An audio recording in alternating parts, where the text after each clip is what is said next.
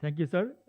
নাও আমরা এখন অপেক্ষা করছি আসলে শেষ পর্বে, যেটা খুব ইন্টারেস্টিং, কারণ এটা আমাদের জন্য খুব ইম্পর্টেন্ট আইপিডিআই হিল আর্কাইভের জন্য। Doctor ATM Hasibul Hasan, he will present neurological exhibition of the lower limb. Doctor ATM Hasibul Hasan, please come on the dais. And I thank Professor Abu Nasir Rizvi, Professor Sharifuddin Khan, and also Dr. Saiful. Thank you so much for very exciting discussion session. Thank you. Thank you, sir, for giving me the opportunity. Actually, a lot have been discussed already. So, in the crossing of Saiful's exam, so I think this will be just a repetition of what you have seen so far. So, what is the objective of examination in neurology? As already our honorable sir mentioned, first, the neuroanatomical localization of the problem, then detection of the nature of the problem, and to detect etiology of the problem. That's why we go for neurological examination. But before going for the examination, we need to keep some background knowledge in our mind. We have seen our honorable Professor Kazi Din Mohammad sir, wherever any after presentation of any history, sir always ask, what is the problem? Is it an upper motor neuron lesion or lower motor neuron lesion? Sir always will ask this question. So first of all, we going for examination, we need to know what are the syndrome of upper motor neuron lesion and lower motor neuron lesion. So in upper motor neuron, as we all know, there will be spastic paraparesis, but in lower motor neuron lesion, there will be flaccid type. In upper motor neuron syndrome, there won't be any atrophy, but in lower motor neuron case, there will be severe atrophy. And deep tendon reflexes are increased in upper motor neuron lesion, but absent in lower motor neuron syndrome. And Babinski sign will be positive in upper motor neuron syndrome, and also the fasciculation and fibrillation will be present in case of lower motor neuron syndrome, but not in upper motor neuron syndrome. But and also if we look for the type of weakness in upper motor neuron lesion or pyramidal weakness in the lower limb, that predominantly will affect hip flexion, knee flexion, and foot dorsiflexion. And as you know, the lower motor neuron type of weakness cause wasting and fasciculation. So what we do? We do first of inspection. In inspection, we go for first of all, you have a look at the lower limb. Both you look for the asymmetry of muscle bulk. Is there any wasting, any deformity, any contracture, or any scar? Is there any fasciculation? And you have to be very careful for any involuntary movement. Whether there is any involuntary movement, that will give you some clue. Then you go for palpation. In the palpation, we go for both bulk and tone. In the inspection, the bulk you have seen, you can confirm in the palpation by a measuring tape, and whether there is asymmetric or symmetry of muscle bulk. Then you assess the tone, and we all know we will roll the legs and then lift the leg for any flaccidity, or whether there is any hypotonia or hypertonia. Hypertonia is a sign of upper motor neuron lesion, and hypotonia is a sign of lower motor neuron lesion. And if there is hypertonia, there might be a clonus. And though you see clonus as conventionally as a part of examination of reflex, after seeing the reflex, conventionally you see the clonus, but during the examination of the tone of the patient, you will get a clue about the clonus of this patient. Okay. And then you assess the power. This slide though may look very clumsy, you don't need to remember the muscle or the nerve supplying the hip flexor or hip extension. Just remember the root value of the action of the muscle and group of muscle. For example, if you start from hip flexion, the root value is lumbar 1 and 2. Then you go for adduction. You see hip flexion is by lumbar 1 and 2.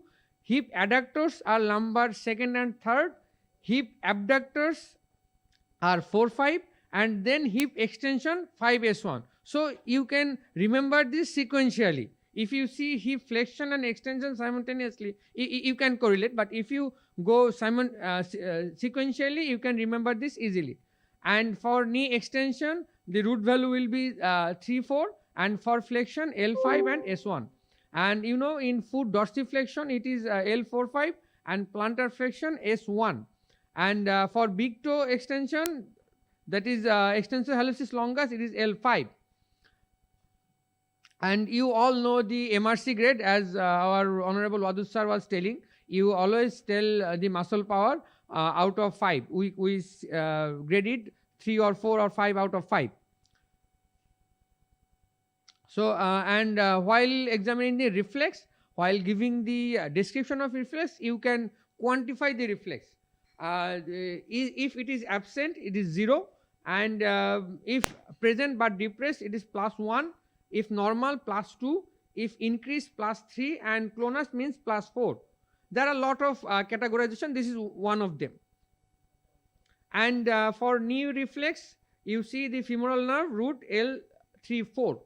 And for ankle reflex, tibial nerve root S1 and 2. And you know, plantar response, you might have a flexor plantar response, that is normal.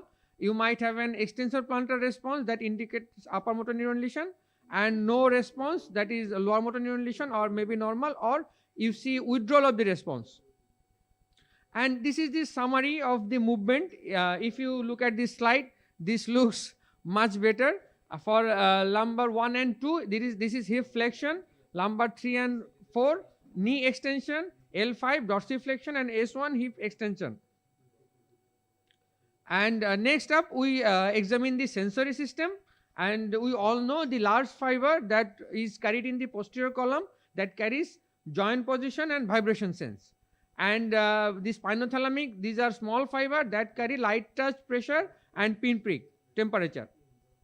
So the most important part of sensory system is to detect the pattern of sensory loss, whether this is single nerve distribution or distribution is root or dermatomal or peripheral nerve, as sir was saying, gloves and stocking or not, or it is spinal cord distribution. Either that may be complete transection of the spinal cord, incomplete transection, and in complete transection there will be loss of all modalities of sensation. In hemisection of the hemisection of spinal cord, there will be loss of posterior column sensation on the same side, and loss of pain temperature or anterior spinothalamic tract from the opposite side in case of hemisection, or it is commonly known as Brown-Séquard syndrome. And if as we are discussing the syrinx, that is the lesion is in the center of the cord, in the central lesion that involves the spinothalamic tract but spares the posterior column. So that means we will have a dissociated sensory loss, that is their posterior column joint position and vibration sense will be intact, but anterior and lateral spinothalamic tract fiber, that is pain temperature or touch pressure, will be diminished. This is the diagram we are seeing from our medical college life, from I guess 3rd year or 4th year, the dermatome, and this is called dermatomal dance. This is a nice picture to remember the dermatome of our limb. If we touch our pocket, it will be lumbar 1. If we touch along the medial aspect of knee, it will be 2. Along the lateral aspect of knee, it will be lumbar 3.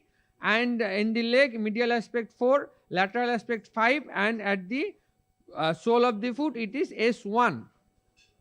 And this is the syndrome of sensory loss, as we have already discussed. It may have a peripheral nerve distribution like carpal tunnel syndrome, or it may involve a nerve root, that is any radical, or there may be complete transection or hemisection or central cord. And in the lower section, in brainstem injury, there will be contralateral loss in the face. Remember, in the limb, in hemianesthesia in one side and contralateral sensory loss on the other side of the face.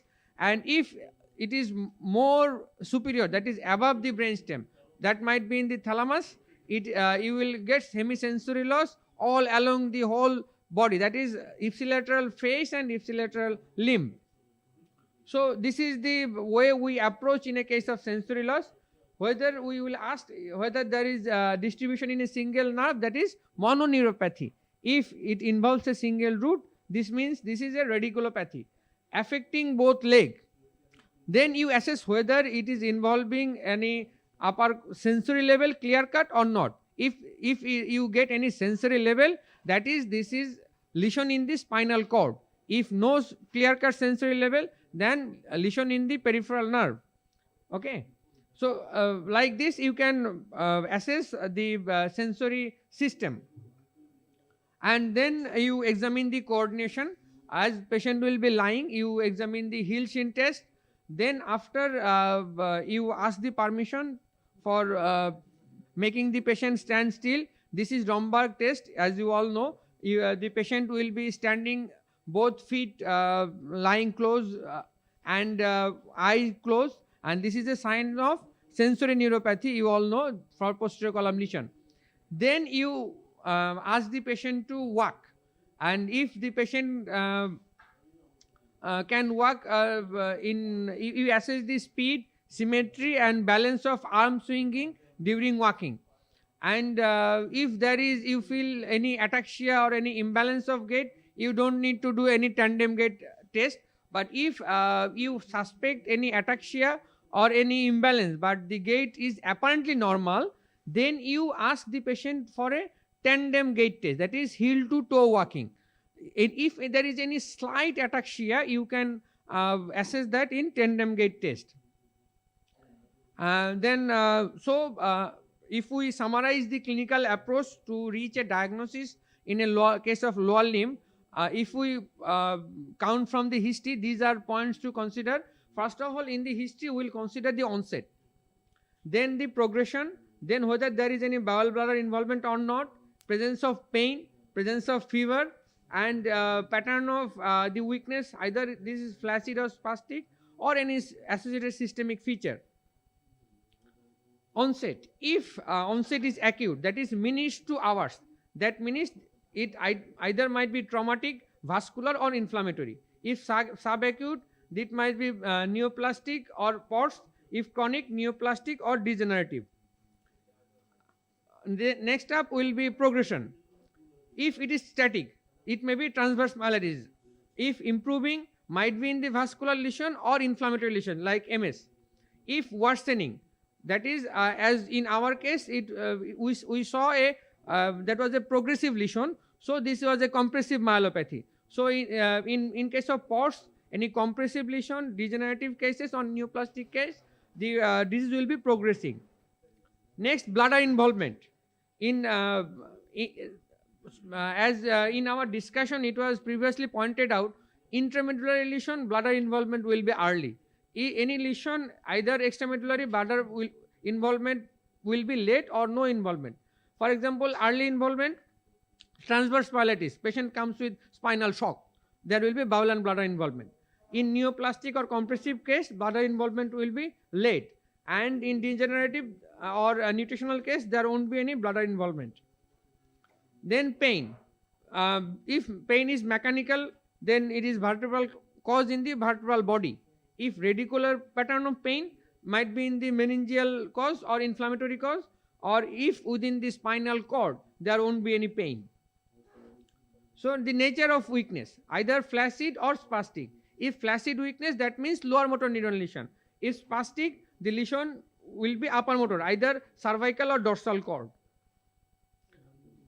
And in summary, these are the points to consider during examination. First of all, type of deficit, whether this is motor deficit or sensory or mixed. Then consider, if motor deficit, then consider whether this is upper motor neuron type or lower motor neuron type. Then assess the pattern of sensory loss, whether this is posterior column loss, spinothalamic loss, or dissociative loss, or complete or hemisection of the spinal cord, which pattern the patient is following, and the nature of the bladder involvement, whether involved or not. So these are the some differentiation points that that will help you to reach a diagnosis. In case of myelopathy, there will be hypertonia, pyramidal type of weakness, brisk reflex extensor plantar response, and loss of sensation with a specific level. And there will be loss of sphincter control, autonomic dysfunction might be there. In case of radiculopathy, you get lower motor neuron feature. That is, you will be having hypotonia, muscle wasting, weakness, fasciculation, loss of reflex, and loss of sensation. And as our examinee was discussing, this is a compressive myelopathy. So during the exam, you will be invariably asked in such case whether this is a case of compressive myelopathy or non-compressive myelopathy. And you know, the management of these cases differ completely. So in compressive or surgical myelopathy, pain is usual. Why? Because the pain fibers lies outside the spinal cord. So the pain fiber will be involved early and there will be surgical compressive myelopathy. In a medical cause of myelopathy, pain is unusual, very unusual. Not usually the non-medical cause of myelopathy, it is usually acute or chronic, and onset is subacute in case of surgical cases. And in compressive myelopathy, there will be asymmetric paralysis. In non-compressive, paralysis is always symmetrical. And bowel bladder involvement in surgical case, occasionally, if involved, it is late involvement. But in non-compressive myelopathy, bowel bladder, if involved, is involved early. Sensory limit, we find sensory limit in case of non-compressive myelopathy, it will be symmetrical. And temporal profile in case of non-compressive myelopathy, it is non-progressive, but surgical myelopathy is always progressive. Next up, intramedullary or extramedullary lesion. In intramedullary lesion, motor features come early. In extramedullary lesion, sensory feature will be evident early. Pain is predominant in extramedullary lesion, and intramedullary, if present, it is poorly localized. And sacral sensation, intramedullary lesion is usually sacral sparing, and extramedullary will be sacral sensory loss, and that will be early. Motor weakness, lower limb usually affected, and in case of extramedullary lesion, early, and intramedullary upper limb may be affected early. Sphincter, if in intramedullary lesion appears early, in extramedullary if appears, it will be appearing late. And this is Conus and Cauda equina syndrome. This is very favorite question for our teachers during the exam, and you need to differentiate whether you are dealing with a case of Conus or Cauda. In Conus, the onset is usually sudden and bilateral. In Cauda, this is gradual and unilateral. Pain is more severe and radicular pattern in case of Cauda equina syndrome, but in case of Conus, pain is less common. And localization of pain usually asymmetric and involve the perineal region and thigh in case of Cauda. If present in Conus, pain will be symmetric and higher. Motor loss, if occurs in Conus, it will be symmetric, but in Cauda it will be asymmetric. Reflex, ankle reflex will be absent in Conus but variable in Cauda. Sensory deficit, the saddle pattern of sensory loss will be symmetric in Conus syndrome but asymmetric in Cauda, and bowel bladder disturbance will be early and marked in Conus but late and less marked in Cauda equina syndrome. So to summarize how to approach to a case of weakness. So as in this case you have seen weakness in all four limbs. If you see weakness of all four limbs, first you see whether how the motor weakness is. Is it upper motor neuron type or lower motor neuron type? If upper motor, then this cervical spinal cord or brainstem or above. If lower not upper motor neuron pattern, whether there is proximal involvement more or distal involvement more. If distal involvement more and no sensory loss, most likely myopathy. If proximal and involvement less than distal, this is neuropathy is more likely. And if weakness only in the both leg, if again it is upper motor neuron pattern, then you think of spinal cord, that is dorsal level. And if not, then you again go for whether this is proximal weakness or distal weakness. If distal, then myopathy. If proximal and with distal sensory loss, this is neuropathy. And if involvement of single limb, then if single root, this is radiculopathy, or any nerve distribution, this is mononeuropathy. Or patchy weakness you may encounter, that may occur in mononeuritis multiplex, or weakness may be variable. If there is diurnal variation and fatigue, that is myasthenia gravis. If there is no diurnal variation but patient complains of fatigue, you also consider functional weakness as well. So if we consider from the history, actually this slide was prepared when I was in my thesis part. For my examination purpose and for making things short and remember in a shorter way, I prepared this slide so that we can memorize for exam. For any disorder in lower limb, first of all, you consider whether the history is acute, subacute or chronic. If acute, then whether this is motor, sensory or mixed. If motor, if only upper motor neuron lesion, type of feature with bowel bladder, that is lesion is in the cortex, that is parasagittal, and without bowel bladder most likely vascular, and with bowel bladder most likely parasagittal tumor. And if lesion is only motor type and lower motor neuron lesion, if with bowel and bladder involvement, that is patient is in the spinal shock. If without bowel bladder involvement, it might be peripheral neuropathy, acute peripheral neuropathy, that is GBS. And the involvement is only sensory, then think of whether only posterior column loss or spinothalamic. If there is anterolateral spinothalamic, that is pain temperature loss, that is partial cord syndrome. If posterior column loss, that might be due to tumor or trauma. And if mixed type of lesion, that is more both motor and sensory, then consider trauma, tumor, vascular, transverse myelitis or infective cause. If subacute, and then motor involvement, if upper motor with bowel bladder, consider tumor and chronic infection. If without bowel bladder, consider motor neuron disease, toxic like lathyrism and tumor. If lower motor neuron type with bowel bladder, that is consider tumor and vascular lesion. If without bowel bladder, consider chronic inflammatory demyelinating polyneuropathy or multifocal motor neuropathy with conduction block or spinal muscular atrophy. If sensory, and then this is similar as acute and mixed infection, tumor, degenerative or demyelinating. Sir, thank you very much for your patient sharing.